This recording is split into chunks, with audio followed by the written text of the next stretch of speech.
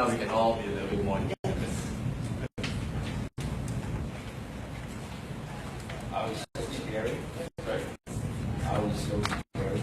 I don't know, is there something inherently scary about two ball guys? Especially all the ladies were sitting on the back. They must be. Yeah. Massive psychology, right? There should be a few more people joining us by this time. Yeah. All right.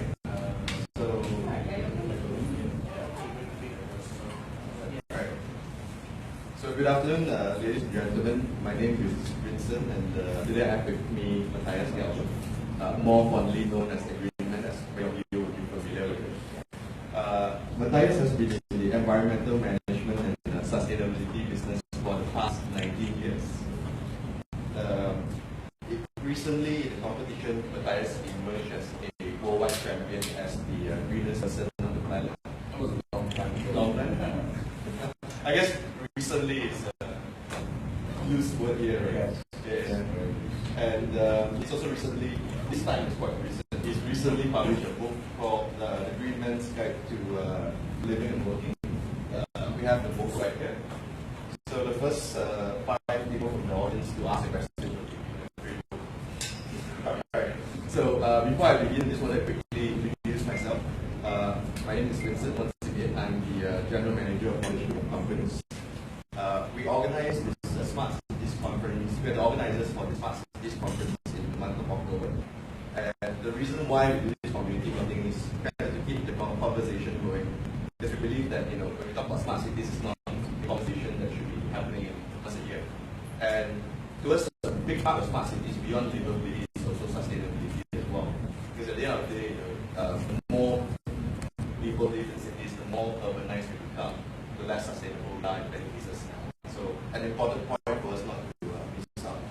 So once again, I'd like to thank our very generous venue sponsor, Minds, also the partner of Smart Cities Asia Conference as well.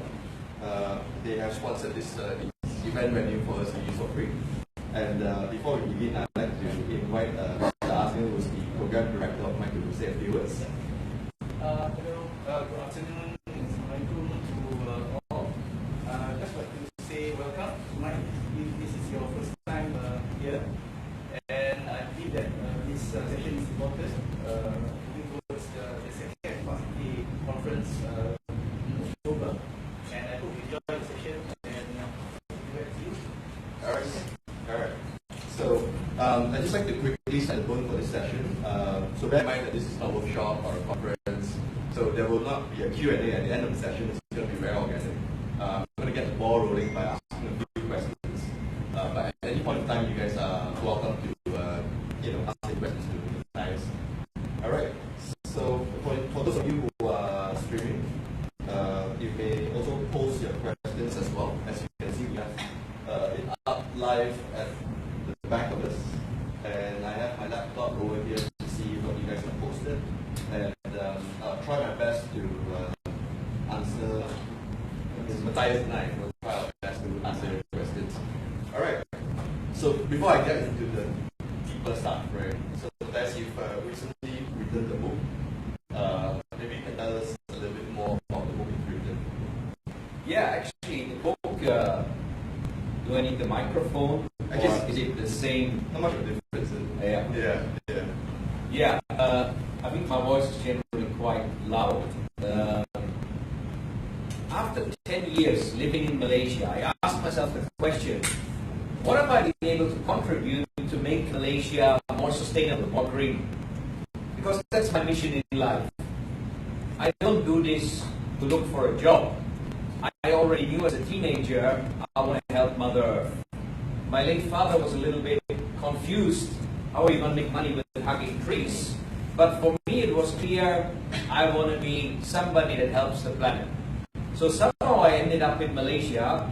I've done a lot of things in the last 10 years, given a lot of talks, involved in different initiatives, started a movement called Eco Warriors Malaysia that took off like a rocket, but then kind of calmed down after some time.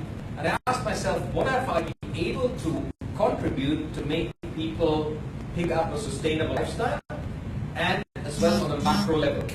I've been invited regularly by KETA, Green Tech Corporation, many other organizations. I was asking myself, has my contribution made a visible change? And I came to the conclusion, sikit. And I remember the discussion I had with a taxi driver when I was telling him what I'm doing. He said, you know, don't worry, what you do is sikit, lama, jadi bukit. So I'm still hoping for the bukit one day to arrive.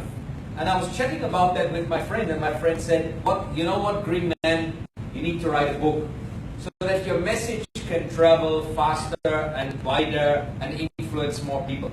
I know I've influenced a lot of individuals, especially youngsters. I have sometimes people tell me, oh yeah, you know, 5 years ago I attended a talk. I still remember what you shared and I changed this and that. So that at least, you know, keeps me going in terms of motivation. So my friend said, you need to write a book. I'm a lazy writer. I love speaking to the camera, put a radio microphone in front of me, perfect. But sitting down and writing, you know, I was a bit reluctant. But okay, gotta do it. So I wanted to make it the greenest book on the planet, or at least the greenest book in Southeast Asia. If I write a book, it shouldn't just be green from a content perspective, it should be green from a material and production perspective as well. It's 100% recycled paper, forestry stewardship certified, printed with vegetable ink, printed the colored pages with a carbon neutral printing press. Only 2 carbon neutral printing presses in operation in Malaysia. And the vegetable ink is water-based, no solvent. Some newspapers, you read them, you can smell the solvent.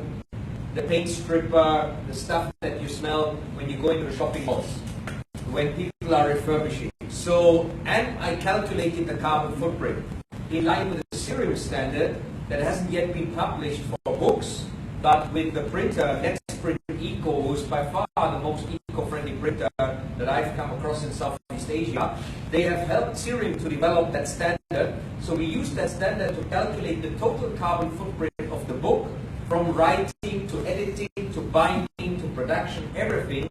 Even how many hours my editors spent. Did they use aircon? Did they use the fan? What lights did we use? We went down to that detail to calculate the total carbon footprint. We came up with 330 grams of carbon dioxide is our total carbon footprint. 1 kilowatt hour of power produced in Malaysia has a carbon footprint, according to the Green Tech Corporation, of 0.747. So one book only has half the carbon footprint of a kilowatt hour of electricity generated in Peninsular Malaysia. And I bought carbon credits to make the book climate neutral, and I bought more carbon credits to make each book a carbon sink, a healing impact on the planet. So that is the aspect of the production of the book. The content of the book, very simple. What can you control and influence? 7 chapters, your life. How can you make your life go green? Your family. How can you work with your children, with your family, to implement green living? Your home. How can you make your home more green? One of the main points in there is, how can you reduce your carbon footprint and save money while living at your home? I want to tell you a story linked to that. I lived in Mount Kiara for 4 months in a condo, and I got a call from my landlady. Maybe you can hear this. So my landlady is, hey Matthias, is there something wrong with you? I said, what? Something wrong with me? Yeah, are you manipulating the TNB meter? So I've been in there for 4 months. The guy living in the same place before me was a British guy. Same aircon, same temperature, nothing had changed. I hadn't spent money on LED lights. I hadn't spent money on solar. His electricity bill per month was 450 to 550 ringgit, roughly 500 ringgit. I came in, my first bill was 28 ringgit, my second was 32, my third was around about 30. So my landlady was freaking out. Yeah, what's wrong with you? So, and I basically met up with her, I explained it to her, but in the chapter of home, I'm talking about how our behavioral change, our mindset, can make the difference. And my number one tip in that chapter is, before you buy or rent a home, go there at 8 o'clock in the evening, all aircon switched off. If it's cool for you to be comfortable, okay. If it's too hot, too humid, don't buy, don't rent. If we, the consumers, start making that choice, developers will change. The kampung house was designed to be appropriate to the local climate. Now we build those, excuse me, stupid homes that are absorbing the heat during the day in the concrete walls, especially if it's a sun-facing side, and releasing it at night. There's no way for the hot air to escape. It's all building up, and people are living in, saunas, rather than homes designed appropriately. But unless we, the consumers, make a choice and influence, developers will not change. So that's the chapter on home. Then community. How can we get the community engaged? And this is as well very strongly linked to sustainable cities. Only if all these things work together, bottom up, top down, infrastructure, behavioral change, it can work. Then the fifth chapter is on office. You as an employee or as a manager, how can you make your office green? Sixth chapter is the organization that you work for as an employee. How can you influence it to go more green? The final one, if you're a manager or owner of a business or an organization, how can you shape it to the next level? How can you make your products and your services innovate, go more green? CSR is not enough. Some people outsource environmental consciousness or action or sustainability action with some CSR donations, but maybe their core business is the problem rather than the solution. So we need to look at it, but we need to look at it as well from a business opportunity point of view. At the end of the day, we are only going to see things happen if people are going to make money or improve their health or save money. Only then we will see it happen. So that's what the book is about. Tips about green living, tips about green business, local Malaysian case studies of good practice, and hopefully it can be a contribution to make Malaysia and other countries go more green. But I'll be blunt here, I have more people interested in Bangladesh and in Philippines to read my book than here in Malaysia. Seriously. Why do you think that is? I don't know. It seems there is more enthusiasm on the ground to really look at what they can do. There's a lot of apathy in Malaysia. That's unfortunate. Hopefully we can change as the months and years to come. And I guess, what you say makes a lot of sense. Because when we talk about a smart city, a city cannot be smart, it's not sustainable. Yeah, we need to have that combination of smart sustainability, behavioral change, and I think, what I've tried to focus on to hopefully inspire more Malaysians to go green, and I'm still very committed. I love Malaysia. It's a great country, but I would like to see more people to take action. And at the end of the day, that's why I came up with this concept of negawatt revolution. That's more. Negative energy. We usually focus on how many megawatt and gigawatts can we add to the power supply. But the biggest opportunity for the environment and smart cities is in efficiency. And Amory Lovitz, the head of the Rocky Mountains Institute, called it negawatt. The energy you save either through behavioral change, that's virtually zero cost, or through technology innovation. Then you need to invest, and you're going to do the calculation, what's the ROI? How long does it change?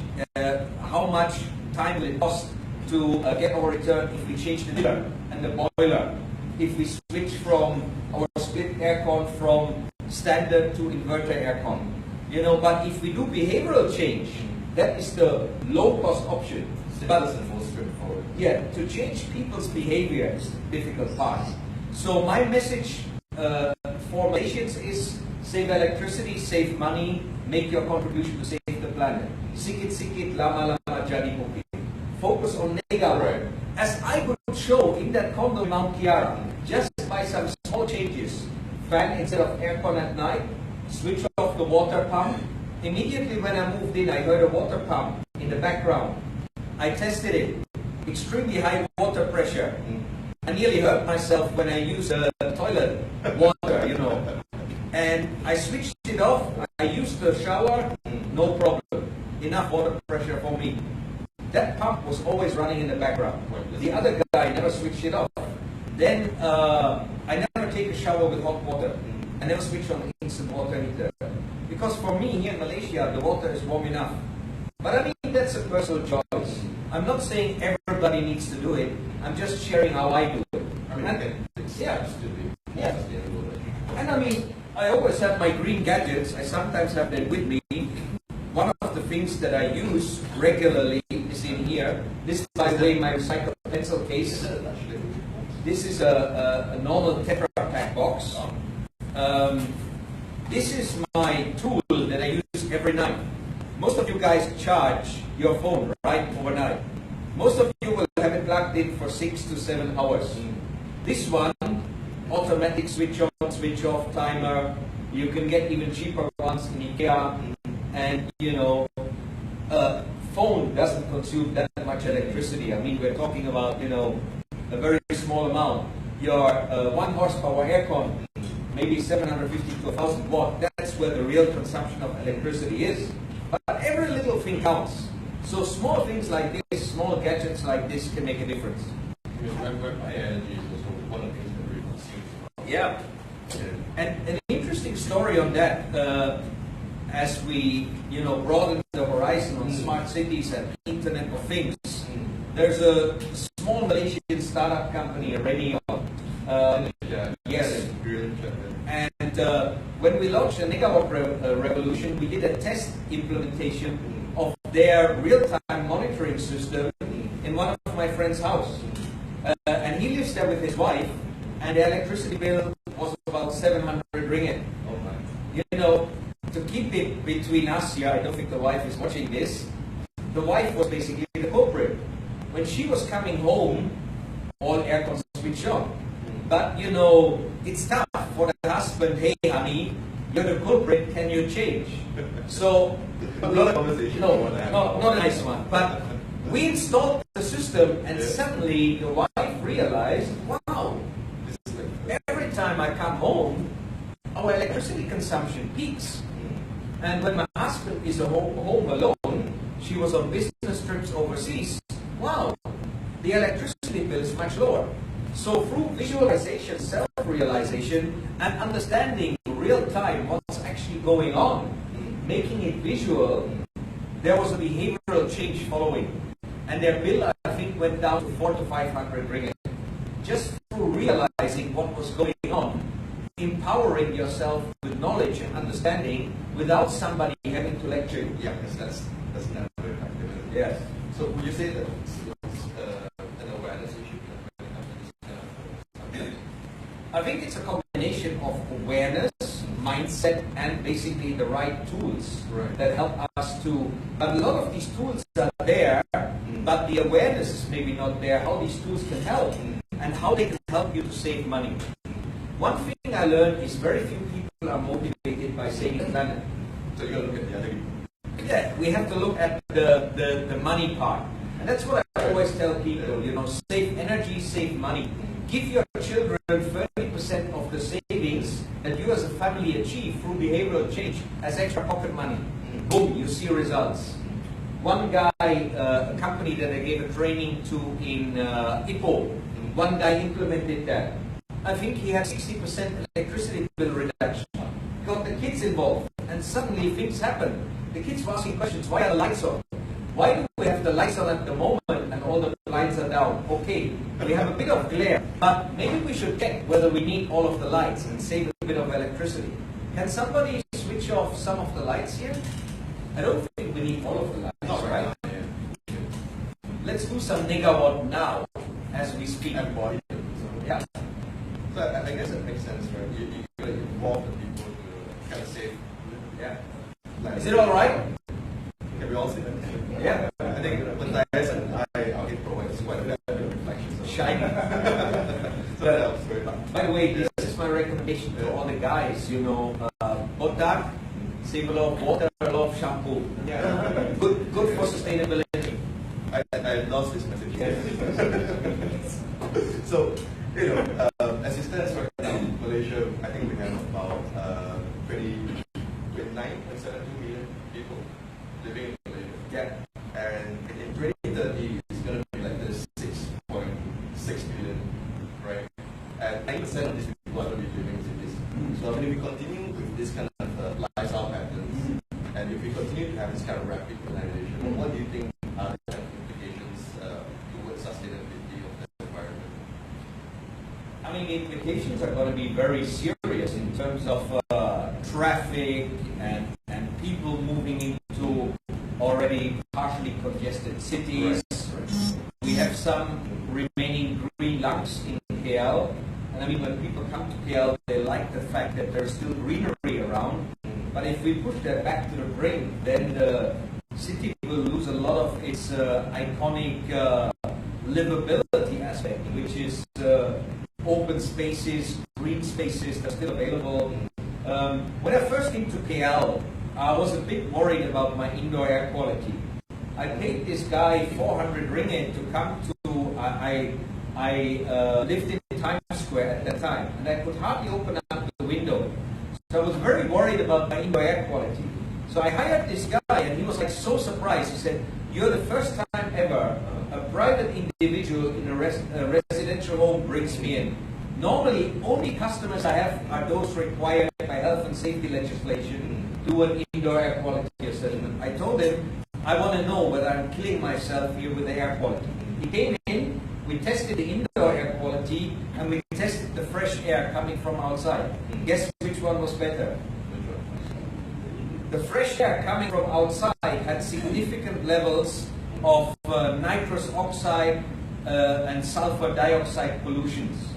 So the indoor air quality was much, much better. I guess this had to do with the fact that Times Square is surrounded by a lot of inner city roads, where you have as well still a lot of old lorries, buses, with a lot of black smoke coming out. So we could actually detect that in the pollution levels of the fresh air coming from outside.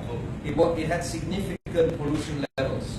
So this will most likely increase unless we find a way of moving people towards low carbon footprint public transport, electric vehicles, which means no inner city pollution. However, it depends on the source of the electricity. If we still keep pushing coal-fired power plant, then our source of electricity will still not be as green as it could be. I mean, a typical kilowatt hour from a coal-fired power plant is 800 to 1,000 grams of carbon dioxide. If we have it from solar, it's about 200. If we have it from wind, it's even lower, it's 100 grams. Mainly the manufacturing of the wind or solar system in the first place. That's where the carbon footprint is. But the operation, there is virtually zero carbon footprint. I think that's interesting. So to kind of sum it up, we shouldn't just look at the end of the source of the vehicles, but back to the start of the supply chain. How is this energy generated in the first place? And I've come across some studies and research that says that in certain parts of the world, depending on how the energy is generated, that perhaps electric vehicles may not be as sustainable as the standard vehicles. So is that something that's true? Yeah, I mean, if you have coal-fired power plant and electricity supply only, but I did the calculation because I was just in Penang staying last weekend, and I gave 3 green tops there. And you might have come across this electric motorbike from Penang, Klimo. Yes, in those guys, Always when I'm in town, they kind of make one available for me. So I was trying to figure out what is the carbon footprint compared to a petrol-based motorbike. And we did a rough calculation. It's still about 2/3 better, even though the electricity comes largely from coal-fired power plants in Malaysia. Because the combustion of normal motorbike is not very efficient. So you have higher levels of pollution.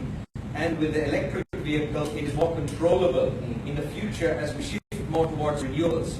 I actually think the coal-fired power plants that the Malaysian government has approved last year, the 5 gigawatt, will become a long-term liability for 2 reasons. One is the coal comes from overseas, from Indonesia and from Australia. So in the future, we are going to be dependent on prices that are not under the control of the Malaysian economy. At the moment, coal is cheap, that's why it looks very attractive. The Indonesian coal industry has already said at the current prices, they can only mine about 25% of their reserves. Otherwise, they have to stop because they won't make any money. Coal prices will go up, oil prices will go up. You know, once you slow the market down, prices are low, no investment, so prices will go up again. But the prediction is that within 4 or 5 years' time, solar with battery will be as cheap per kilowatt hour as coal-fired power plants. And the advantage of solar with battery will be you can supply exactly the amount of electricity at the point in time where you need it. So then there will be cheap electricity coming into the market. Hopefully by that time the grid will be completely open, because we need net metering, we need both ways. If we want a smart grid, we need individual households to be able to supply electricity. And at the end of the day, big coal-fired power plants are not flexible. You cannot just switch them on and switch them off. And in the Philippines already, there are local protests. Several of the coal-fired power plants that have been approved there, through the power of people protesting, have already been cancelled. Really? And it was largely based as well on the assumption that within 4 or 5 years' times, with especially prices for storage coming down massively, prices for solar has already come down gigantically. When Germany started its solar revolution, it was 4 times more expensive than we are paying now. Malaysia has become a hub of solar cell manufacturing.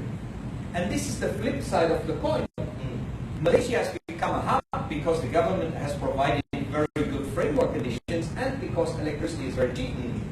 So cheap electricity, solar cell manufacturing is energy intense. So cheap electricity is attractive for solar cell manufacturers to come in. But on the other hand, cheap electricity has led to inefficient use of electricity. I don't know exactly the statistic, but I think Malaysians consume 40% more electricity than neighboring countries, because electricity is still subsidized and fairly cheap. So the investment in energy efficiency is not there. And the motivation or the return on investment, what takes in the Philippines 3 years, will here take 6 or 7 years to get your ROI, just based on the price of electricity. So in the Philippines, the shopping malls are all getting covered with solar panels, because the good thing about shopping malls is 7 days, and exactly at the time when solar produces, the shopping mall needs it. So you don't need to sell to Meralco or TNB, where you usually have to drop your prices because they don't want to buy at a very high price from you, because their argument is they need to do transmission. And obviously commercially they're not interested to buy at a high price from you. So people are installing solar on the rooftop, a third party, cheap long-term financing. They can sell electricity cheaper to the shopping mall than what currently Meralco, the equivalent of TNB, charges the shopping mall. So it's already commercially working without any additional subsidies. But you cannot do that in schools, because schools don't operate 7 days a week. They have holidays. Then the calculation suddenly in the Philippines even becomes from a 5 to 6 year ROI investment, it's a 12-year ROI investment, unless you find a buyer. And this is what's happening in places like Bangladesh. Bangladesh has 4 million solar home systems. I was blown away when I went there. Yeah. Here, the rural folk, Sarawak, Sabah, Orang Asli, very little. I think there were some projects in the past, but yeah, maybe the maintenance wasn't there. Maybe it's very remote if something went wrong, but in Bangladesh, 4 million solar home systems. That's like impressive. They're now connecting those are small systems, 40 to 50 watt. They only cost $200 US, but they are DC systems. They are not AC systems. So people have a small panel, 40, 50 watt, 2 LED light bulbs, 1 fan. Some people even have a television. These are televisions that only consume 10 watt. The fan they have in Bangladesh connected to the solar DC systems only consumes 6 watt. So it's minimum electricity consumption, so minimum solar panel size, $200 US for the whole package. You don't need an inverter.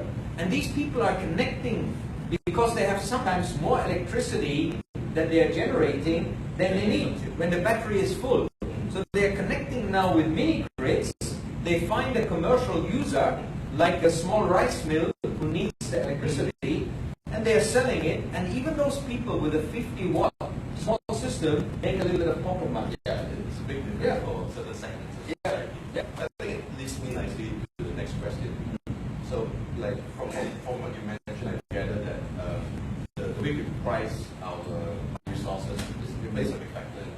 Sure. happens.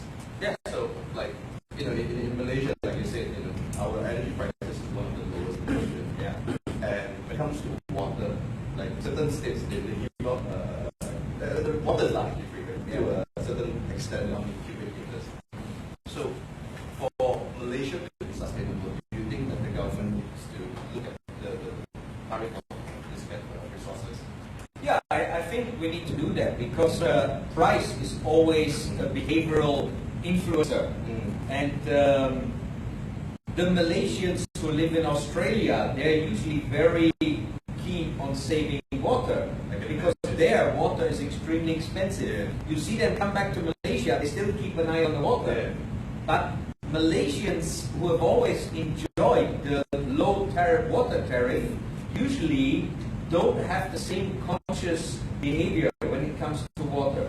Only when we have the drought times, then people kind of get alert. But I mean, again, it's a heavily subsidized industry. Who is going to pay? I think originally the budget for the water pipe from Pahang to Selangor was 3.5 billion. I think the latest figures that my friends from Kerat told me when I asked them was about 10 billion. This is a huge amount of cost. Who is going to pay for it? The guys who are operating the water supply, they don't have the money to pay for it. So at the end of the day, most of it has to come taxpayers' money. I think we need to pass on the true cost of water supply. And we need to as well incentivize rainwater harvesting and water efficiency a lot more. And we need to come up with motivational ways. I always remember when I lived in Bangsa, I had this neighbor. And this neighbor was always, I could see a stream, a flood coming down the road. The road was slightly, moving downwards. So I always knew when the neighbor was washing his car because the whole road was flooded with water. And I finally said to myself, I have to find a way to get him. But not like the Matsale Inquisitor that wants to tell my friend, how to do it. I didn't want to be the smart kind of guy, Yeah. So, I mean, he knew me, we were friendly, and I just made a joke out of it, I just made like, we had this gate, and so I pretended I was hiding. I was just looking over. I was saying, "Hey, Green Man is watching you," like with a smiley face, like a joke, And at that time, I was always on Hello on 2 on RTM, and he had seen me a couple of times talking about green technology, stuff like that. So, oh yeah, Green Man, yeah, you're right. I'm wasting so much water. Again, a little bit of self-realization. So after that, he stopped flooding the road with water. We've got to be the boogeyman for people who are not sustainable. I think we need to make it fun. We need to make it entertaining. We need to bring it into the schools. We need to make it a lifestyle choice. We need to make it. For example, I tell people often the amount of water I need for a shower is 30 seconds. People need a lot less, to be fair. Can you? Yeah, sure, but I switch on 10 seconds to rinse, switch off, and then soap myself, and then another 20 seconds for rinsing. That's it. If we live what we preach and then share it with others, like I just came from Malacca. We had the International World Assembly of Youth conference, and it was on environment. And I wanted to show all those youngsters there an example. I made my stay zero waste. I basically, my water tumbler here, I didn't use a single plastic bottle. In all the meetings, everybody was using plastic bottles. I roughly calculated in total, I guess there were 2,000 to 3,000 plastic bottles used by that group alone. I didn't touch a single plastic bottle. In my bag, I have liquid soap. I didn't touch any of the toiletries. I didn't let the cleaning staff come in. I used one towel. I had no bed sheet change. I didn't sleep with the aircon on. I only used the aircon sometimes for air exchange because you couldn't open up the windows. And I basically generated zero waste in 4 days. I didn't open up any of the soaps or stuff like that because I had my liquid soap with me. And I made a little video about how I did it. And I will share it on Facebook just to inspire other people. Just share it on the groups there. Yeah. Can check it out. So it starts with me. Sustainable city starts with me. If I am an agent in a sustainable city that lives sustainable, I have lived 12 years in Malaysia. Have I ever had a car? No, I don't need a car. I haven't needed a car. It's getting easier and easier because the transport options are getting more and more. Yeah, and today they just extended the line.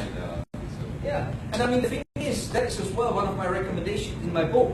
One of the criteria, try and buy a home next to public transport. And if not, you know, my place where I stay now is not next to public transport. If people want to meet me, okay, meet me in that vegetarian restaurant. Jalan-jalan for me. I always walk there. And, you know, if you could organize your meetings along an LRT line or stuff like that, or New Central, KL Central, that's much more efficient for public transport. I don't need a car. But yes, if you have young kids that need to be brought to the school, if you are a woman living in a remote area, you know, yes, you might need a car for security reasons. But, you know, a guy like me, there is no need for a car in Malaysia, in KL.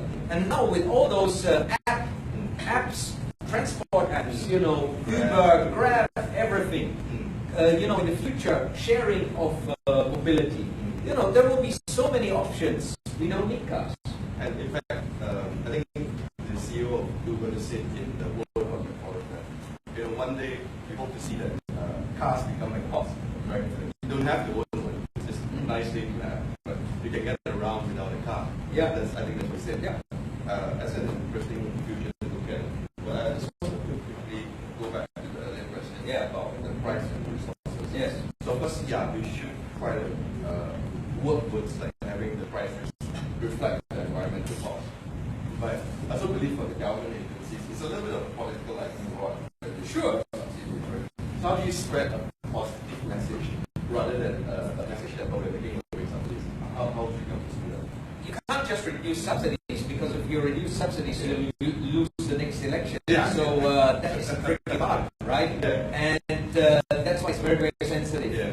You need to shift.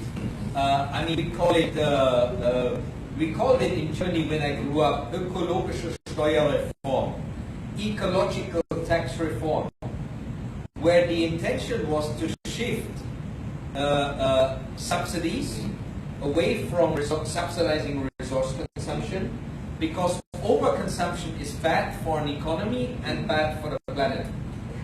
If Malaysia needs 40% more power plants than other neighboring countries for the same amount of economic output, that is a very expensive generation of economic output. And it has a very high carbon footprint coming with it. So if you look at Japan and Germany, which are two very developed, efficient countries, our fuel is costly, our electricity is very costly, but the whole life and even economy is based around efficiency. When I was a teenager in Germany, we were fighting against acid rain. We were asking the German government to introduce legislation to curb sulfur dioxide, nitrogen oxide emissions from chemical plants, from coal-fired power plants. The industry was saying, no, cannot, we will suffer. Our business will go down. But actually, if you look at the German economy has benefited from early introduction of environmental legislation and polluter pays principle. The German economy is doing very well. Germany became a leader in green technology. It created a lot of new jobs. And we have clean water, clean air, and my kampung is still surrounded 60% forest. And when I'm there, I breathe very fresh air. But we have industry. No, we have industry, but we have very clean and very efficient industry. So this was, I think, as well partially a result of this ecological tax reform, where you take subsidies away from resource subsidies like fuel and electricity, and you put it into the education system. Germany subsidizes the education system. I'm a simple guy from a kampung. I could do all the schools, the universities, everything was free. I got even money from the German government to rent a place, to buy myself food. That is where the money goes. And it generates a lot more ROI with that. I think so. Yeah. Even though with my ROI is partially, hopefully, contributing to Malaysia. Hopefully, I'm a benefit to Malaysia. So far, it seems that way. And you know, speaking of policy, right, so we look at across the EU nations. And earlier you talked about how we consume energy in buildings. Yes. And I believe in the EU nations they have this. I forgot what's the exact term for it, but it's a sort of mandatory energy labeling for buildings. Yeah, in the UK, the UK was one of the first ones to introduce it, where you have basically energy profile, where even if you're renting or buying a home, you can ask for that paperwork, if I'm not mistaken, and then you will see a rating. And I think that is what we need to move towards. You know, green building certification is good, but sometimes it doesn't deliver the results because it's not focused. Yeah, it's not focused on performance in operation. You know, I had a call from my friend Moharis. He called me up 3 years ago. Hey buddy, Green Man, you must be proud of me. I'm living in the first platinum certified residential building. I said, well buddy, great. What's green about it? We got some recycling bins downstairs. But buddy, other than that, I'm not so sure. And then I checked with him 2 years later. He has moved to a normal residential building. His same size, his electricity bill was much higher in the platinum certified building.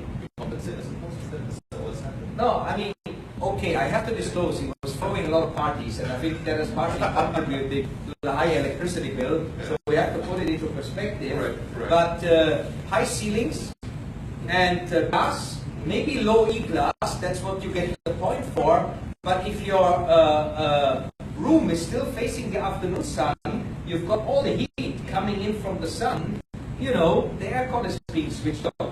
And I think that is what happened in his place. He was using a lot of aircon, more than in this conventional house that he's moved into afterwards. So we should actually give rewards and recognition not on design features. Most of green building certification is based on design features.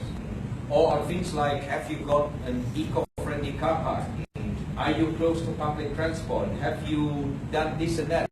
But actually, the bottom line, when we look at the sustainability of Malaysia, the commitments of having low carbon cities, the COP21 voluntary contributions that Malaysia and other countries have made in Paris, it's all based on our carbon footprint. And the key aspect of that is one big chunk is buildings in operation. Our buildings are actually delivering low carbon footprints. And we are not certifying buildings based on their performance in operation, we are certifying them on design features. So I think that's where we need to have a shift towards real performance rather than what fancy aspects did we plan at the beginning. So more like looking at the end in mind rather than process of the outcome of this building. It's all good, but if my green platinum certified building delivers a high electricity bill, something is wrong. We need to think about it. Like there's also like a study done in psychology, where all these kind of technologies that users can compensate. Say, oh, you know, it's green, so probably I can turn on the aircon a little bit more. So I guess it comes hand. Yeah. Would anyone like to ask any questions?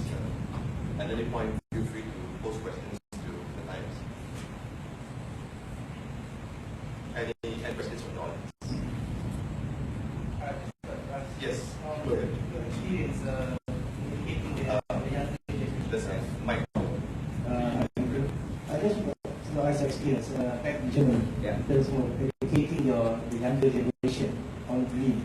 Can you share with us any of your participants? Yeah, I think one key thing is we need to grow up with those aspects being enshrined in our behavior and mindset as young children. When I was a youngster, a lot of the things that we learned came either from our parents or from our school teachers. And we were already challenged in Germany. I think it had to do as well with the psychology of being the bad guys in the Second World War, having a lot of guilt on our fingers, being the source of a lot of suffering in Europe through Nazi Germany. Our teachers were challenging us, be agents of peace, help the environment, help the planet, help other people. So we grew up with that mindset, we already started recycling and separating our waste.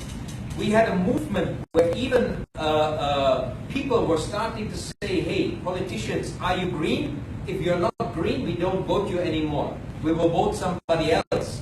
And that's how we grew up in Germany. So it happened in the education system, it happened in society, but not everything was perfect. When I was a youngster 7, 8 years ago, I remember I was roaming around with my friends in an illegal waste dump. There was in the forest that we always played in, there was a bomb crater from the Second World War. And people had thrown a lot of the rubbish illegally in there. We were roaming in there to try and find recyclable items for us. So not everything was perfect in Germany either. But you wouldn't see in the village people throwing rubbish. This was more like, if they had, let's say, a fridge that they didn't know where to, or they had done some construction work and they wanted to get rid of the, construction rubbish. There was no littering. We grew up with knowing it's bad if you litter. You should not litter. So it was part of how we grew up. And there is a lack of that, I think, in the education system in Southeast Asia. But I heard a very interesting story from a professor of UPM. He grew up, I think Professor Faizul, he grew up in, his kids grew up in Japan. When they were 6 or 7, they came back to Malaysia. He told me his kids were so sad when they were back in Malaysia, asking them, Daddy, Daddy, where's the recycling bin? We want the recycling bin. They grew up with that in Japan. It was there. It was normal for them. It was the right thing for them to do. So we need to bring it to the level of the young kids in society. We need to make it part of everyday practice and part of the education system. I think that's great because like Malaysia, we already starting the process. Yeah. Hopefully that will take off successfully in the next few years. Yeah, since the mic is here. I'm Stella. I'm actually from public health field, and climate change is a major determinant of public health, and it's a huge concern nowadays for us. So my question is, with the recent COP21 Paris Agreement, do you have any idea like what is the Malaysian government or the public-private sector? What has they take anything, implemented anything into effect, and more at the macro level, like you mentioned just now, because upstream, the upstream, downstream, if we change the upstream causation, it can affect like a much wider change, broader change. And is there anyone? Yes, and my question is very long. Is there any like a somebody like looking at policy making and make sure that like a green guardian, like somebody making sure that the policies that we're making now, whether it's contributing to sustainable living or so just to clarify your question, so you're saying that is there an entity within the government that's kind of overseeing what kind of green practice we have and how green we are and how that affects ourselves? Is that? Yeah, and also like what are we doing at the macro level? Correct. I think the real momentum for Malaysia was there after the Copenhagen, the meeting in Copenhagen, where Prime Minister Najib surprised the whole world by making a very strong and bold commitment of 40% carbon intensity reduction. Not CO2 emission reduction, totally different thing. This is CO2 emission in relation to GDP. You might still double your total CO2 emissions, but you might reduce your carbon intensity by 40% depending on the economic growth you are experiencing over time. And that was when there was a lot of momentum. The Prime Minister set up this committee of the different ministers to look at climate change targets. I somehow feel that momentum has partially been lost. And I want to be very blunt here. I think it's a reflection of the voters in Malaysia. Do the voters in Malaysia really care? What do the voters care about? They care about other things than climate change. And, if you're up there and you have to make the voters happy, you might focus on what they are mainly interested in. So that was when Malaysia had a lot of momentum. some of that momentum, went into things like green procurement strategy. Mike has done a lot of work on this subject as well. The Malaysian government has tried to attract more green technology financing scheme. Even the incentives for green buildings, Malaysia provided some of the best incentives anywhere in the world. So there has been a lot of work that the government has done moving into the right direction. But, when you don't have the take-up on the ground, at the end of the day, a lot of these green companies, a lot of these green technologies, if you don't have consumers buying the green products, if you don't have corporates buying the green products, if you don't have governments buying the green products, this is a great example. Our friend Ms. Chong here from eHomemakers, this is made by disabled and single moms in Malaysia that often don't have the opportunity to earn any living. This is made from paper, from magazines. This is reused, upcycled paper. She has got loads more single moms that would like to do this kind of work, but she can't find corporates or government people or any other one that buy this stuff. That is the real problem. If we don't have the green consumer, the sustainability consumer, and that reinforces as well the perception that green and sustainability is expensive. That is the objection I hear from a lot of people in Malaysia. Cannot buy organic food, so expensive. Can't go green. Green buildings, more expensive. I always tell people, if you live holistically green, you will save so much money that you have a bit of spare cash to occasionally buy organic food. I save a lot of money by not having a car every month. I don't need to pay a car loan. I gave a talk in Penang. I had a couple of guys, Penang guys, sitting there. They were like that. No car, no girlfriend, ma. It's as well about our perception, If our perception is happiness and success is when you have a big car, a big house, and all these other things, new furniture, new clothes, fancy clothes, and a Hari Raya. If we live in this consumption modality, then we're spending a lot of money on things that we might not need, but we don't have money anymore to support the green economy. So I think Malaysia has had that momentum. There is still some momentum there. The real momentum was after Copenhagen. We need to maintain that momentum, reinvigorate it, and some of it is down to the population, the companies. And we need to increase the awareness that where we put our money is going to determine the economy. If we want sustainable cities, if we want sustainable societies, we need to do it bottom up and top down. We cannot expect just top down, the government putting everything in place, and then you have, new businesses that are selling sustainable solutions, but nobody buying them. Then these guys that might have gotten the green technology financing scheme will fall flat on their nose. Or the green tech championship winners that Mike has crowned, they require people that actually buy their products and their solutions. Yeah, I guess sustainable businesses do need to be sustainable as well. Yeah, for sure. Are there other questions from the room?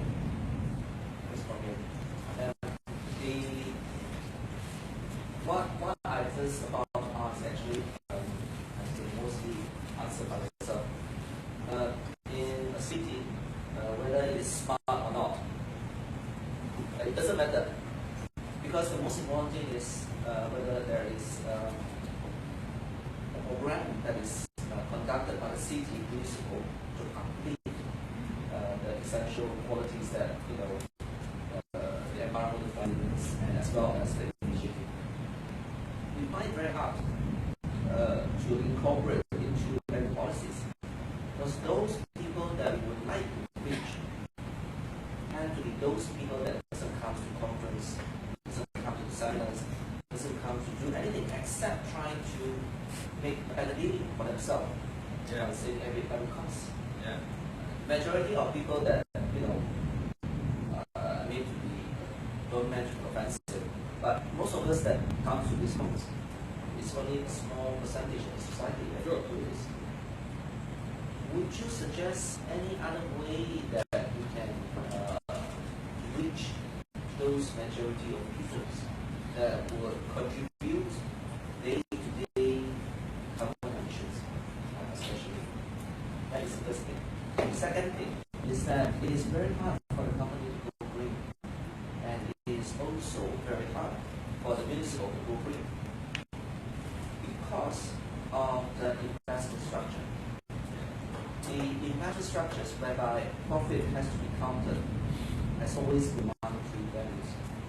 So there is no such policies to ensure that those investment that goes in and around that contribute to the GDP has to contribute a certain amount of green points. So that contributes to, well, I'm going to spend money in getting the CSR, and will you green these as CSR, and not as actually we are investing in this company because their green point is more than what the profit point is. So I think it is still the same problems for some of the countries in the worldwide, but I'm sure that you come across other countries that actually contribute or think about this concept. So two things. First, it's outreach for those unreachable. And the second thing is any thoughts on green points for the investment, especially from the municipals and company perspective. Before I answer that, I think we're getting a bit too cold here, right? We should be in line with the 24 Celsius, you know. Seeing some of you guys wearing jackets, you know, already worrying me. Maybe, I don't know whether you have, I remember I was on the mic booth at iGen 2 years ago, and I was there with the fiery Gurmit Singh. And after we were both finished, your honorable CEO said he was going to reduce down massively the aircon in the Mike building. But I feel we are burning it too cold at the moment. Maybe it's centrally controlled, right? It might be difficult, but if we can kind of try and switch off, lower down the aircon, I feel a bit cold here in the front. So, yeah. The green investment, I mean, we should really be looking from a macro perspective at what is the positive contribution to sustainability from any type of investment. I mean, there are already things in place like safeguards, like environmental impact assessments from new investments. But the way these environmental impact assessments are being handled, they're usually to tick the box.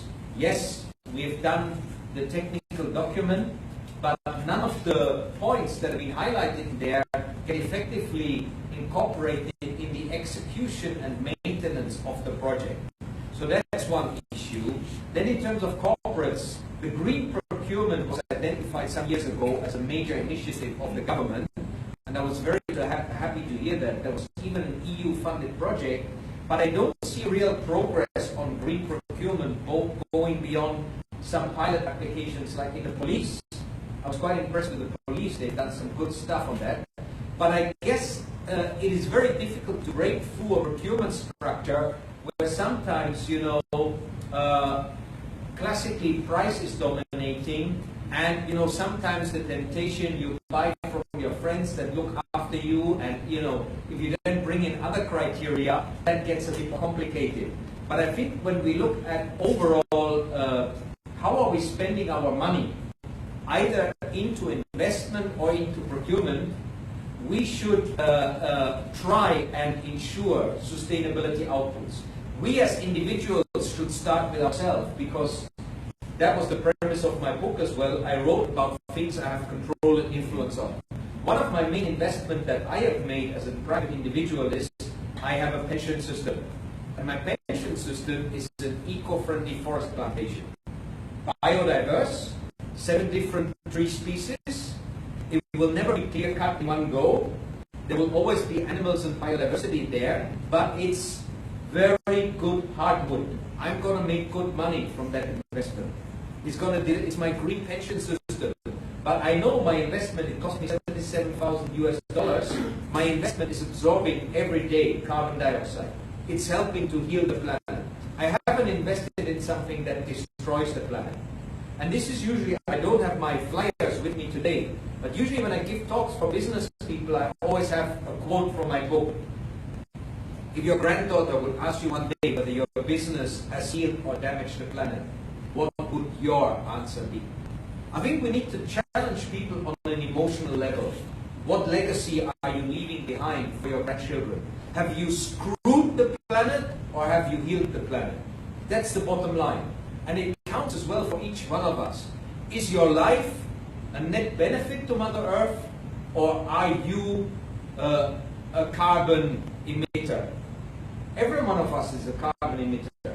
But we can do things like tree planting, buying carbon credits, investing in projects that absorb carbon dioxide. So we need to change our mindset as individuals, as organizations, as entities, as countries. But it starts with me, that change of mindset. I cannot expect that all levels of government then suddenly change overnight. I was the resource person at the ADB leadership training, Asian Development Bank in Korea 3 weeks ago. And we were discussing about what are some of the bottlenecks for introducing sustainability into a lot of the macro projects that the ADB is funding in different countries.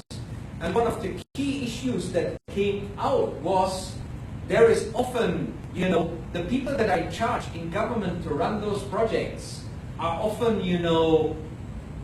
old style, they've always been doing it that way, often autocratic. There is little sustainability communication that can reach. If NGOs are making noise, if you do it openly, you can maybe bring that in to enhance and improve and change and advance your project to satisfy the needs of more stakeholders. But often the conservative approach that might be in the past be used by government officials is, no, you guys we know how to do it. So there is a lack of sustainability communication. And we need new education. We need as well the opportunity for young minds to get involved in those kind of projects, to bring in that sustainability value.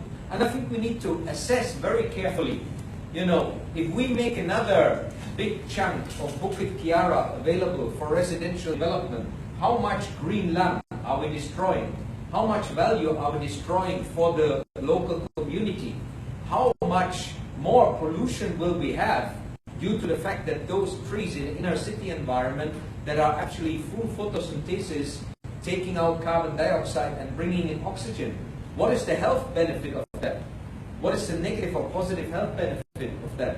I think we need to put some figures to it. We need to put some quantification to it. All that pollution that comes from coal-fired power plants and other emitting sources, how much does it cost the Malaysian government in terms of health costs, health service? How much does it cost? I still remember a story that Ms. Chong told me. The fact that we are using all sorts of cheap things in Malaysia, like tapau. We use the cheap plastic bags, put in hot liquids, soup or drinks. Are these containers appropriate for hot liquid? No, they are not. And we have seen examples of people that got over many, many years, even though our good friend over there warned them about the impact of that. 30 years later, they ended up with throat cancer. You gave them the warning. They weren't interested. How high is the probability of you getting throat cancer? And it was with both of the people that you warned, right, got throat cancer in the end. So, there's a lot of implications if we do certain things that might look cheap and good return on investment, but we are creating a lot of costs in terms of health. I mean, the cancer rates in Malaysia are quite shocking. Where does it all come from? What about our highland agriculture in Cameron Highlands? The huge amount of fertilizer, pesticides that we need to use. We need to use crop rotation there. We need to, the cost to our system. I don't know how much contamination is our vegetables. I've only heard that some of them, don't make it into Singapore. What to do like? So, what is the cost that we are creating to the Malaysian taxpayer by not eliminating pollution that has a negative impact on our health, either through transportation, through food, through agriculture, through all the different sources, even on a daily basis. I remember my Syrian has come up with a great eco-label for paints that have no VOC and formaldehyde content. But I know from one of the manufacturers they're struggling to sell. Because you need to use different additives, the paint becomes more expensive, so people still buy the cheaper paint. How much is that damaging our health? You know, I gave a talk the other day at a conference on cancer and the environment. I was surprised how many people attended. I was surprised how many... This was the most interested audience that I had for a long time in Malaysia. After my talk, they were asking me lots of questions because a lot of them have experienced the impact of toxic chemicals on their life. But it's a complex subject. We cannot say, okay, I'm a medical doctor. Even medical doctors, we often don't know where it comes from. But, you know, another example we discussed earlier on, right? You know, somebody who was super healthy, super fit, got colon cancer. When we discussed about it, most likely it was the very frequent consumption of clams, seafood. There's a lot of pollution, heavy metals in our seawater now. So, you know, all of that pollution costs us a lot of money. But we don't see that in our GDP as a negative cost attributed to the pollution. And on the awareness subject, you know, I think we need to really go large scale on the level of getting into people's mind. Make it sexy, make it interesting, make it fun. You know, come up with all sorts of stuff, but we need to be on it. We need to be on it. I am on it all the time. But we need to have an army of people that are on it all the time. You didn't mention on my introduction, 3 weeks ago I had a very exciting job. I was the judge of the chief judge of Miss Earth Philippines. Now, you know, ladies, excuse me, beauty pageants are not always, you know, but the impact that has on the people in the Philippines is amazing. The video of the crowning of the Miss Earth has been watched 1 million times already in the Philippines. And people listen to those Miss Earth Queens. It's amazing. And I was impressed with the amount of green initiatives they have done in the run-up to the Miss Earth elections there. So, you know, okay, I know in Malaysia some of that might be a little bit more sensitive. We have to be culturally very sensitive. But we need different marriage. Yeah, we're promoting. Yes, exactly. We need to pull all the different plugs. We need to get into the schools, into the preschools.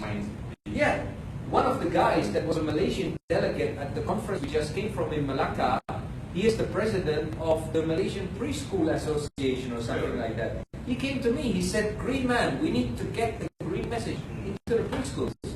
I said, great man, bring it on. So it sounds like to me, because the person was asking how do we reach this group of government and industry. So it sounds like to me your message is that we need to first start with the society, the community, the NGOs, and then when the public mentality at large is to focus on these things, then politicians will definitely focus on these things. Right? When we start voting our wallets, and we start actually voting based on sustainability. Is that the message? Sure, but that's a long-term strategy. And yeah, we need to work on both angles. When we talk to business people and government people, we define clearly what's in it for them.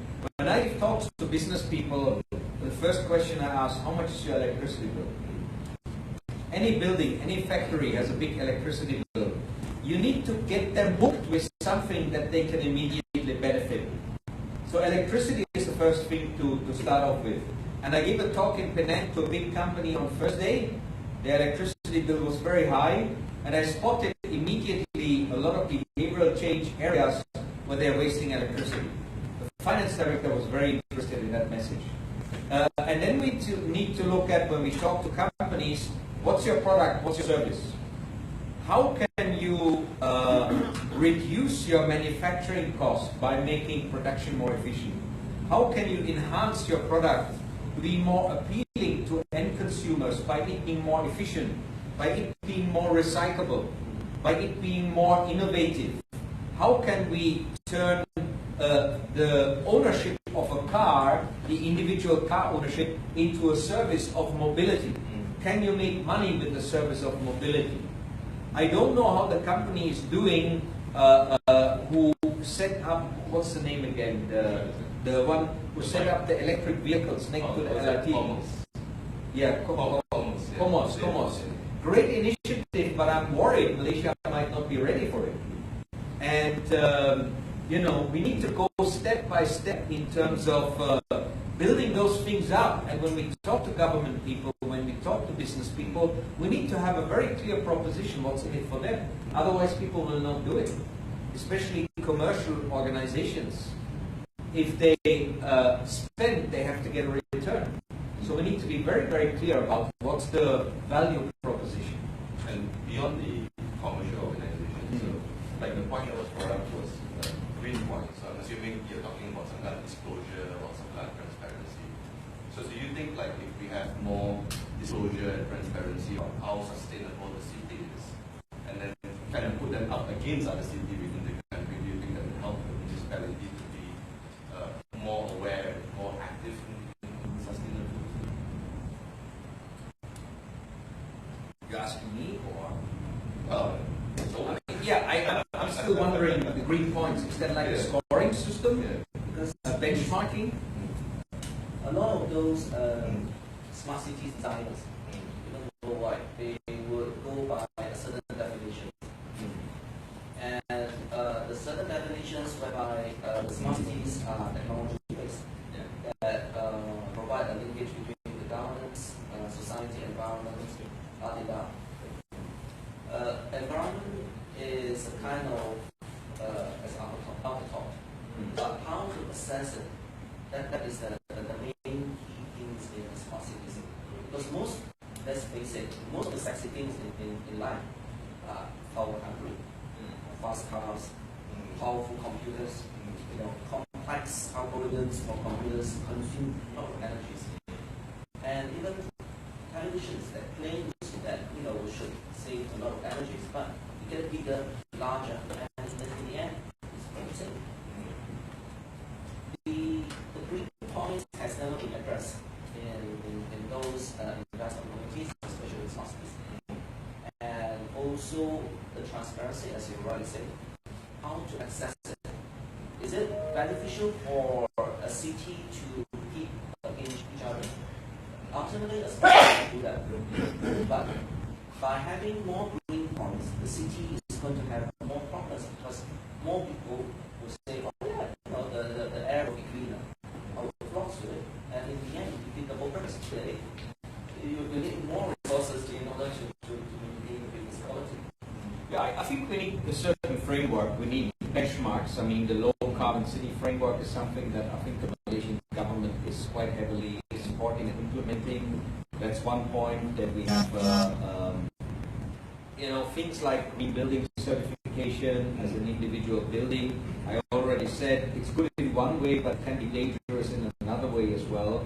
If there is too much focus on what technology do we put in rather than what is the performance in operation. So when you design a lot of green cities, you have those technology features in there, but do they really work in operation? Do they really perform? Do people understand them? I mean, I still remember the smart home that Sime Darby came up with, which was designed according to the Kampong house. But I think there was so much technology in there that, people get bewildered. If there are too many buttons to press, even myself, I often have the problem, I'm in a hotel. I remember I stayed in this fancy hotel in the Philippines in Boracay, and I had a hell of a difficult time to switch on the television. There were 3 different, things, and if it gets too over technology focused, then often people give up when they can't figure out quickly how to make it work.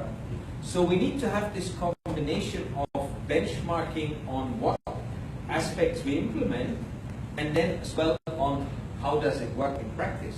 And we need to get people to be part of the journey. If we set up all this technology, but people aren't interested to use it, or correspond to it. We have the real-time energy monitoring, but at the moment not many people are interested in it because they are maybe too comfortable with how they are doing now, or they don't want to change. But then smartphones, Internet of Things, people are really getting excited about all these apps, you know.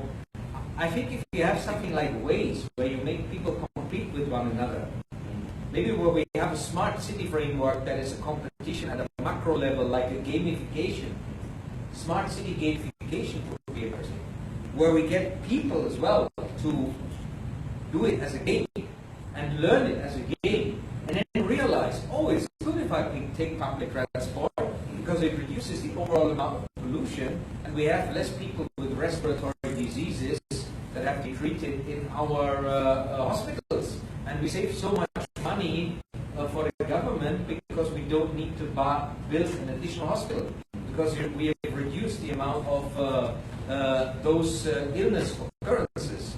If we kind of combine these things with one another and then really assess it in operational context as well, I think that we should, you know, maybe make it more real and more alive and more linked in with that people can actually understand it and be part of it. So you're saying that, okay, number one, if we want to reach out to so the earlier part is about transparency. Yeah. So to reach out to the citizens, the pressure the government is to kind of gamify certain elements to incentivize them to be more sustainable. Yeah, to appreciate the concept of a sustainable and smart city. Do people really understand it? Do they understand how, you know, transport, air quality, water, and all these things are linked with one another? People look at their bill every month. That's what they do. And the rest, they're not too bothered about it. They're only bothered about is how come I don't have water? That's just that. I mean, here in Malaysia, because of the overcapacity, there is no tripping of the system. In Bangladesh, every office has gigantic battery and electricity systems there because the electricity trips all the time. Every office has, you know, gensets or battery-based electricity backup system because there is non-reliability of the grid. So here in Malaysia, I mean, yeah, Malaysians have, you know, they have generally quite a good life, the city folks. They are, you know, the infrastructure is quite good. There's nothing to worry about. There are no major natural disasters. You know, maybe the reason why people in the Philippines and Bangladesh are more interested in my book is because they are more exposed to the impact of Mother Earth's threat. Yeah. And they are much more sensitive. You know, I give my talks here in Malaysia, yeah, Green Man, yeah, right, we need to do something, but then next day forgotten. That's the reality. Or even in schools, yeah, people are interested, yeah, but it's a lukewarm interest. There's no passion with it. It's almost there, but not quite there yet. In Bangladesh, I give a talk, I've got the youngsters swarming all over me. They're asking me all sorts of questions. They want to see my, you know, my pencil case, my recycled bag here. They want to see my mini solar gadget, my blow-up solar gadget for remote people, you know, charge your solar during the day, get the light at night. I use this at home as well.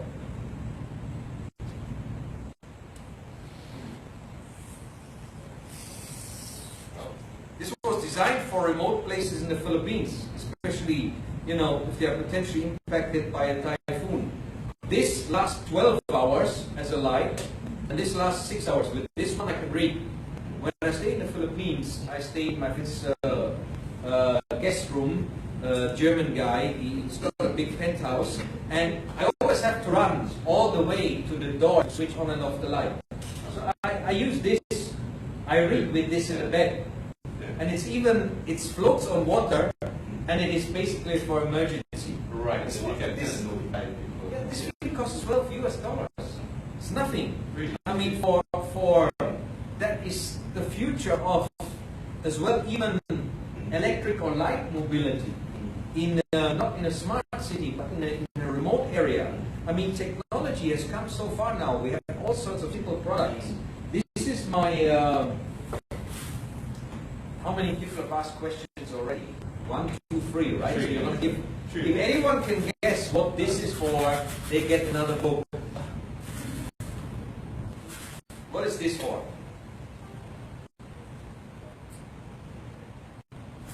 People are always amazed when I tell them what I use this for. Not for making music. This is part of my smart city concept. Okay, I give you a hint. It saves me both electricity and water. It's a generator. Sorry? It's a generator. Well, that would be wonderful. It's as easy as that. With a couple of kilowatts coming out. That'd be wonderful. No, this saves electricity, it saves water, and it saves detergent. It's a washing ball. You put this in the washing machine, you don't need detergent. Unless your clothes are very dirty. I had this one guy who heard me give a talk. He said, Matthias, I told my wife, she doesn't believe it. Can she come and smell whether your clothes are smelling?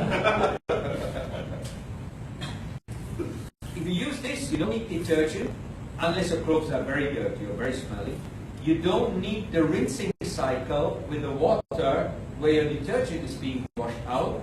So you can save water, and when you cut out that part, you save electricity as well.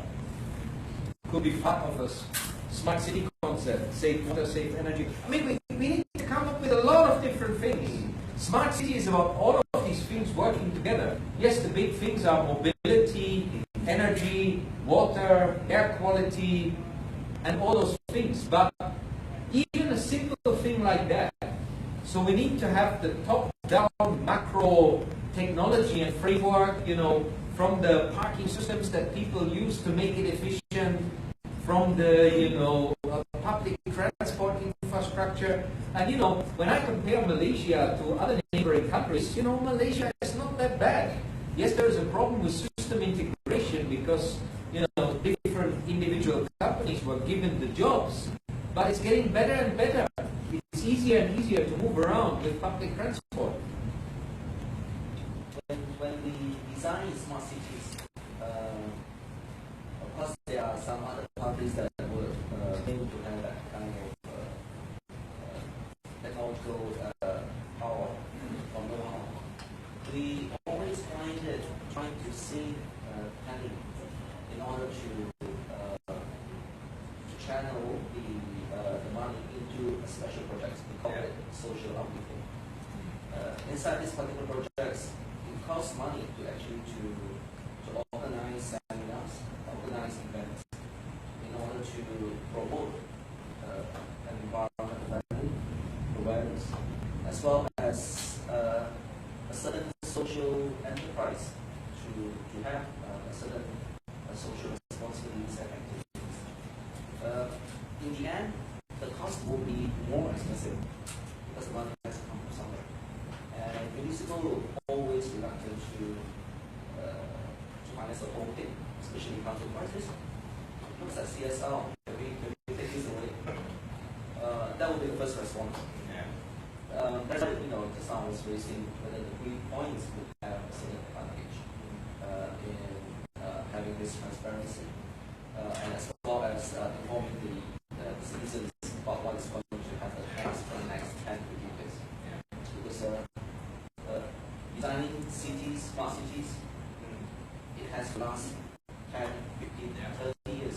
It has to outlast a lot more the politicians. And that power is being put into the collaboration between municipals and private institutions or the government as well. That is why kind of like, it's fine. But in also another ways, should we advise policy to implement carrot and sticks policy, or is it an implications, as you say? But the main problem is to reach out to 70% of the population, whereby they don't participate in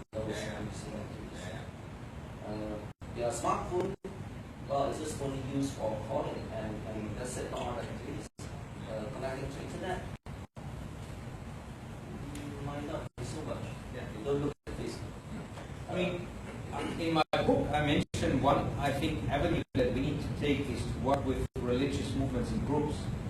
I think, you know, the mosques, the churches, the Buddhist temples, they could be good vehicles to basically spread the sustainability message. Because if you look, for example, at some of the most proactive community-based green action in Malaysia, I mean, one group that I mentioned because they do a lot of stuff is Suci, the Buddhist group.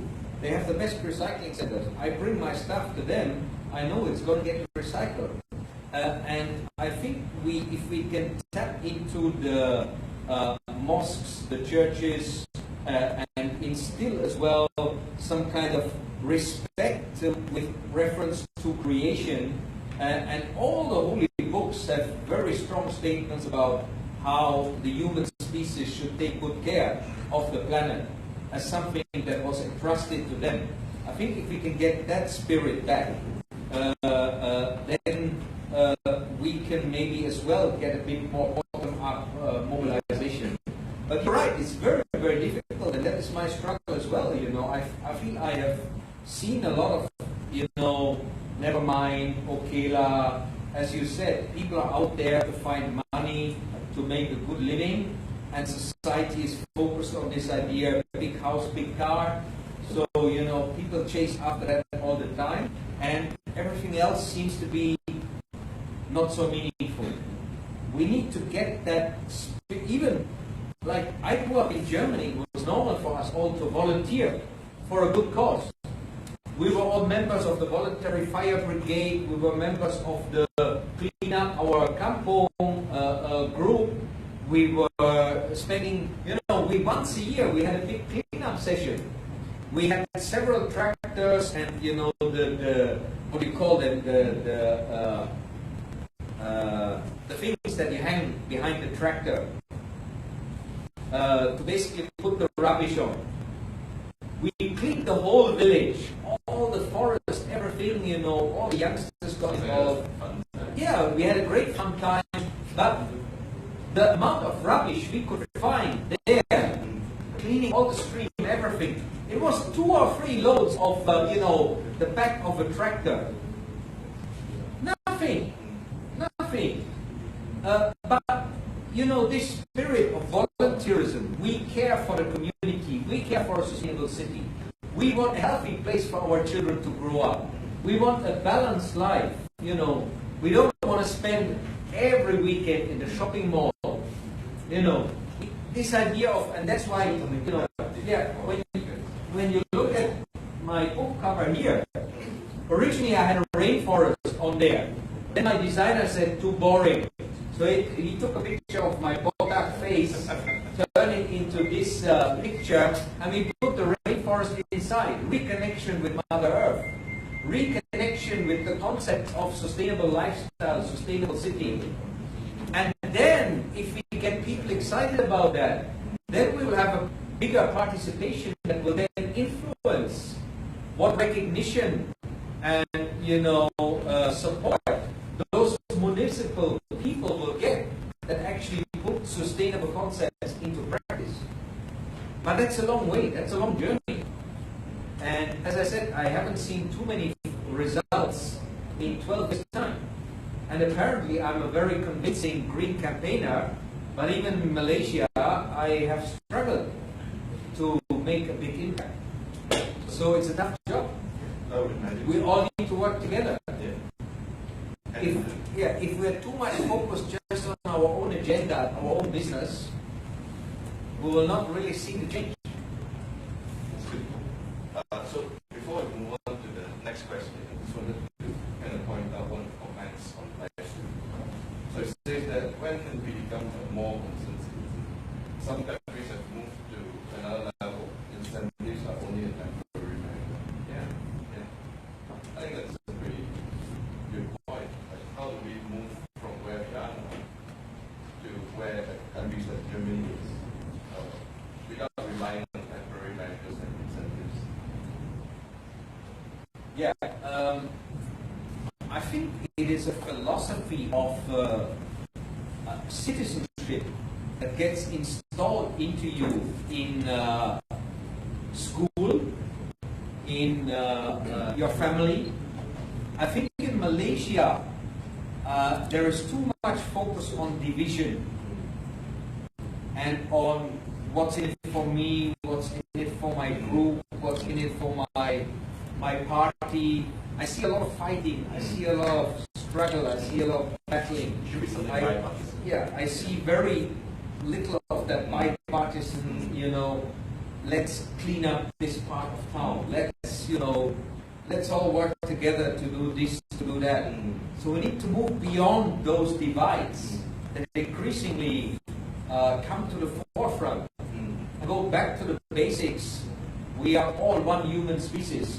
If we, have a little poke into our flesh here, the color of the blood is all the same. You all have green. Hopefully one day it will get there. So, we are one humanity. We have one planet. Yeah. We have one future. We need to work together. Put aside creed, put aside association for a moment. And that is what I realized. That what puzzled me as well. After I studied Co-Warriors, I was kind of wondering, whoa, people were so enthusiastic, but suddenly they drop off. I wasn't used to that in Germany. The NGOs that I was involved in, or not even NGOs, volunteer groups, you always had the same people coming over years. But here it was like, I had the impression people turn up, and my approach was radical. If we go for a tree planting, no goodie bags, no heavy pre-packed meals where we're generating loads of plastic in the forest, no plastic bottles, only for emergency. You bring your own water tumbler. We do a green event, let's practice green. No frills and fancies. But it seemed to me Malaysians are used to coming there, planting 2 or 3 trees and getting t-shirts, bags and all sorts of other stuff. For me, tree planting is, I want to see you guys in the trenches. I want to see you guys sweat. There's no frills. There's real dedicated work. And it's not going to be 10 minutes. It's going to be 2 or 3 hours in the trenches. I don't want you to plant 2 trees. I want you to plant 30, 40, 50 trees. Really creative. Okay, maybe I was over ambitious. Maybe that's why some people dropped off very quickly. But you learn, right, as you go along. That's life, right? So, are there other questions from home? Yes. Okay. Already have big business. Sorry?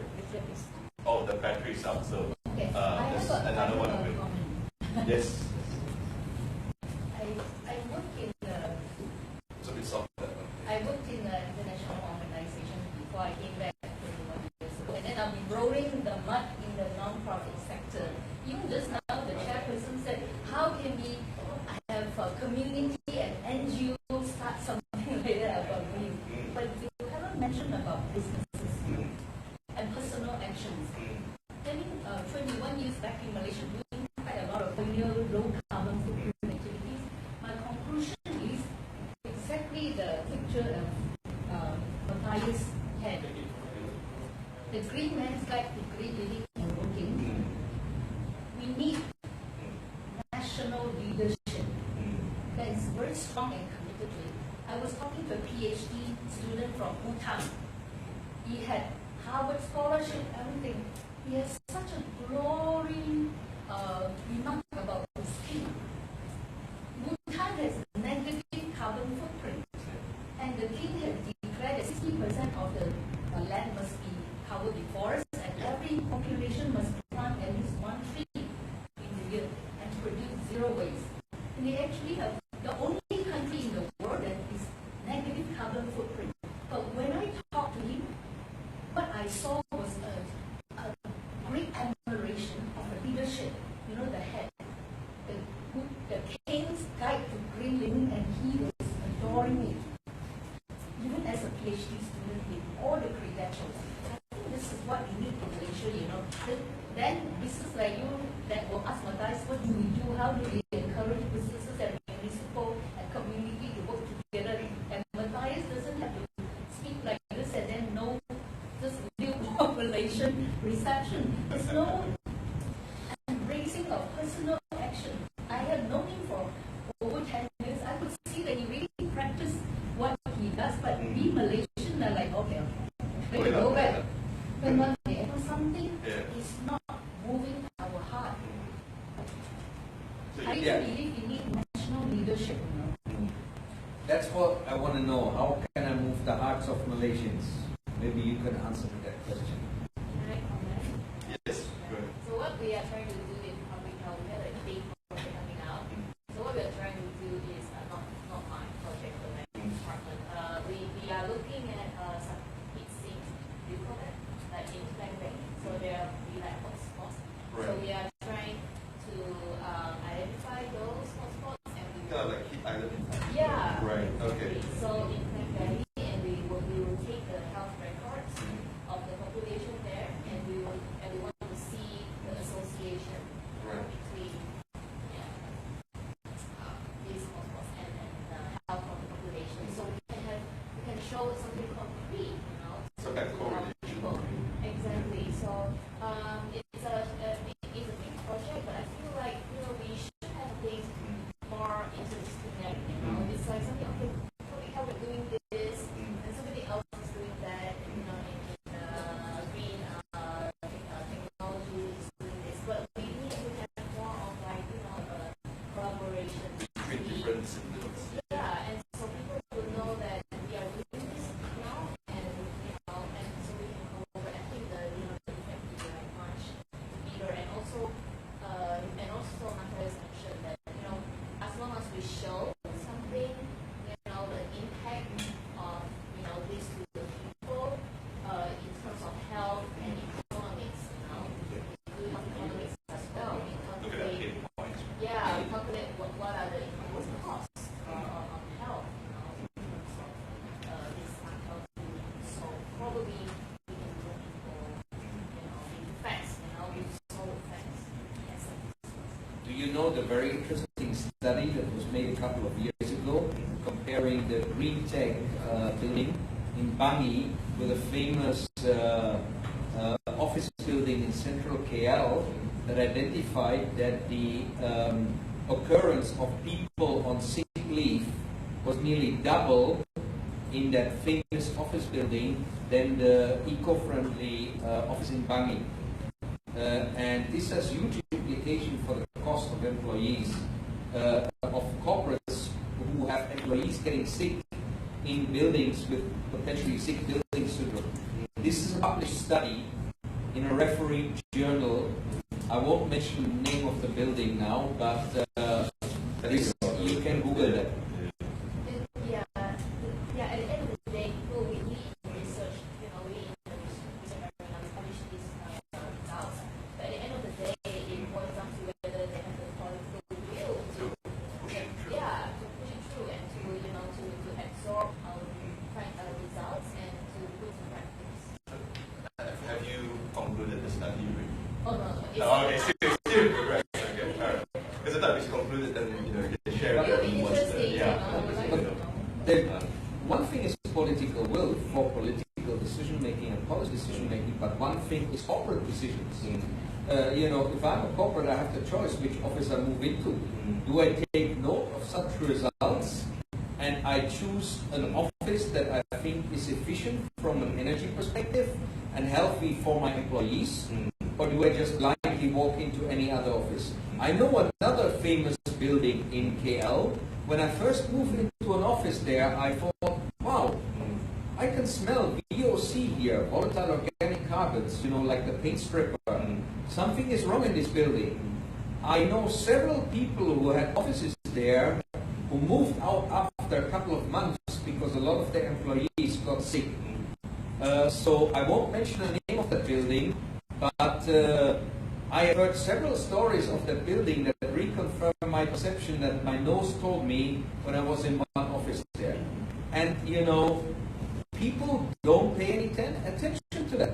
People don't pay any attention to what I'm recommending in my book. When you buy or rent a residential home, nobody in Malaysia asks the question, is this place hot like a sauna or not? People buy without asking a question. They how much per square feet. Yeah, they look at the place with the aircon on. You can't even evaluate how hot that place is. how appropriate or inappropriate the design was for a humid hot climate next to the equator. But the only thing you need to do is you need to have proper building materials, like the kampong house. I remember the orang asli villages I went to in Rao. The modern ones with the tin roofs were hot like crazy. The ones with the old style roof were fine. I'm going to do my project that I'm going to kick off shortly. It's more like an open source inspirational project. It will be a tiny home. It will be the size of a parking lot, and I will design it in such a way, only eco-friendly materials. I will not require aircon. I will not need external electricity. I will only have a small solar home system, DC. I will not require any connection to the water grid. I will just do rainwater harvesting, and I will live in there, at least partially. I think it will as well be something like Airbnb for people who want to stay in a green home. Maybe I'll do some crowdfunding, but I want to show that with minimal cost, here in Malaysia, we can have a home that doesn't require any aircon, and you can be very comfortable, just by the use of the right building materials. Seems like the central theme for today is really minimum sense of home. Less is more. I guess we have time for one more question. Is there anyone else who would like to ask questions for the phone? Can I ask? Sure. A very simple reason. When I left the UK, after 10 years in the UK, I was thinking which country to move to. Should it be Singapore, should it be Thailand, should it be Philippines, should it be Malaysia? At that time, my girlfriend was Malaysian, so that's how I Malaysia. What to do lah? What to do lah? Correct. So I guess we'll end the session again. There will be some refreshments for the non-Muslim delegates, and for the Muslim delegates, we pre-pack the food so that if you guys want to take it and grab water later, it's easier. So, alright, so guys, thank you very much for